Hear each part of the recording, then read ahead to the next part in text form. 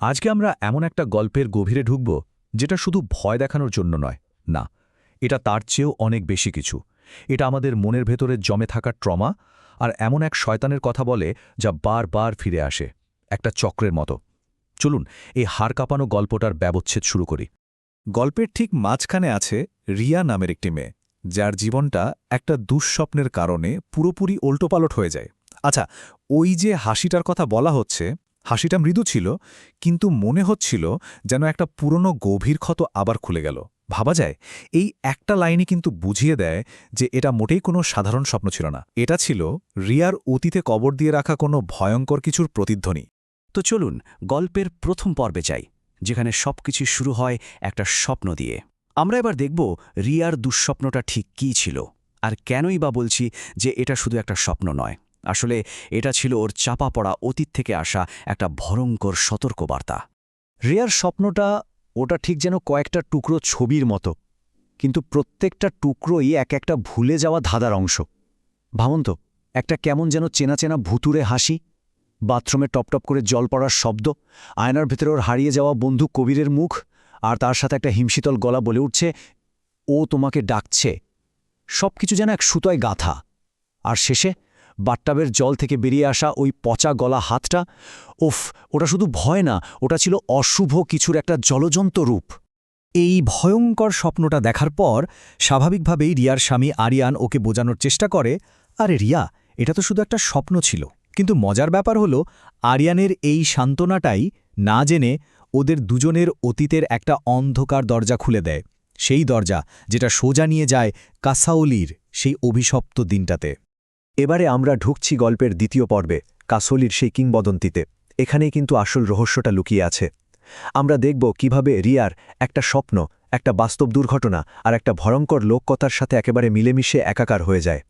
ব্যাপারটা কিন্তু এমন না যে এই শয়তানটা হঠাৎ করে উদয় হয়েছে, না, এটা একটা চক্র, একটা প্যাটার্ন আছে। দেখুন, ৬০ বছর আগে এই জোকার হাসুন নামে চরিত্রটা উধাও হয়ে যায়। ঠিক ১০ বছর আগে রিয়া আর আরিয়ানের বন্ধু কবিরকে ওই জোকারই নিয়ে যায়, আর এখন সেই ১০ বছরে চক্রটা পূর্ণ হয়েছে। তার মানে কি দাঁড়ালো? বিপদটা আর অতীতে নেই, ওটা একেবারে বর্তমানে এসে হাজির হয়েছে।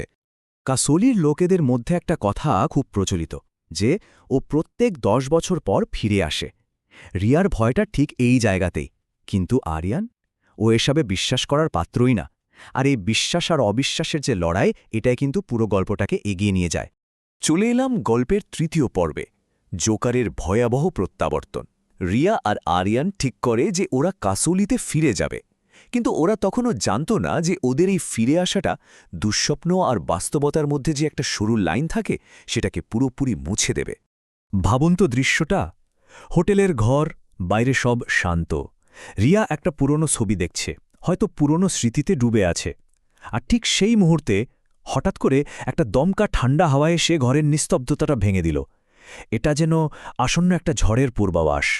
আর তারপরে রিয়া এমন একটা জিনিস আবিষ্কার করে যা ও সব ভয়কে সত্যি প্রমাণ করে দেয়।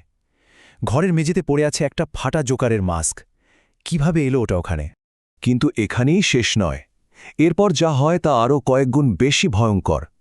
পুরো ঘরটা জোকারের শীতল কণ্ঠস্বরে কেঁপে ওঠে, আমার প্রিয় রিয়া, কত বড় হয়ে গেছ, তোমার বন্ধু কবির তোমার খুব মিস করে। আর ঠিক তখনই জানলার বাইরে ভেসে ওঠে ওর ছায়ামূর্তি।